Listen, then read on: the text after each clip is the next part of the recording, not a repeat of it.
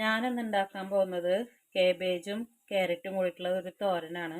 അതിന് ഞാൻ അര കഷ്ണം കാബേജ് എടുത്തിട്ടുണ്ട്, ഒരു ക്യാരറ്റ് എടുത്തിട്ടുണ്ട്.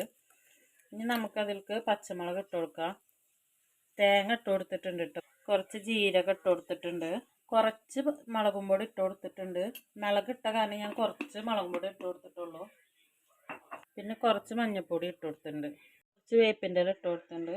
ഇനി നമുക്കിതൊക്കെ ഒന്ന് കൈ കൊണ്ടൊന്ന് മിക്സ് ചെയ്തെടുക്കാം. അപ്പോൾ എല്ലാം കൂടി നന്നായി മിക്സായി വന്നിട്ടുണ്ട്. നമുക്കിനി കുറച്ച് ഉപ്പിട്ട് കൊടുക്കാം. ഞാൻ ഉപ്പിടാൻ മറന്നു പോയതാണ് കേട്ടോ. നമ്മൾ ഇളക്കനാട്ടി മുന്നേ ഉപ്പിട്ട് കൊടുക്കണം. എന്നിട്ട് ഉപ്പും കൂടി ചേർത്തിട്ട് നന്നായി തിരുമ്മി കൂട്ടി വെക്കുക കേട്ടോ. ഓക്കെ, നമ്മൾ ചട്ടി ഇവിടെ അടുപ്പത്ത് വെച്ചിട്ടുണ്ട്.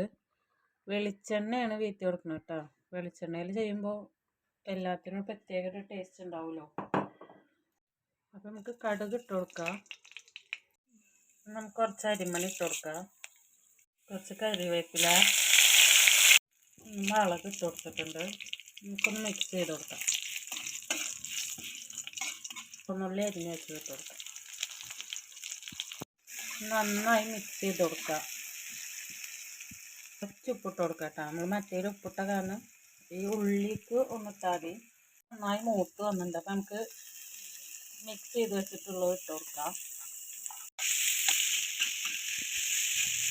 നന്നായി മിക്സ് ചെയ്ത് കൊടുക്കുക കേട്ടോ. ഞാനിവിടെ കുറച്ച് വെള്ളം വീട്ടി കൊടുക്കുന്നുണ്ട് കേട്ടോ. അതൊക്കെ മൂടി വെച്ച് വേവിക്കാം കേട്ടോ. അപ്പം നമ്മളുടെ ഉപ്പേരി ഇവിടെ റെഡിയായി വന്നിട്ടുണ്ട് കണ്ടോ. അപ്പോൾ ഓണത്തിന് എല്ലാവരും ഉപ്പേരിയൊക്കെ ഉണ്ടാക്കി നോക്കിയിട്ട് എല്ലാ കറികളും കൂട്ടി സദ്യ കഴിക്കുക. എല്ലാവർക്കും ഓണാശംസകൾ. വീഡിയോ ഇഷ്ടപ്പെട്ടാൽ ലൈക്ക് ചെയ്യൂ, സബ്സ്ക്രൈബ് ചെയ്യൂ.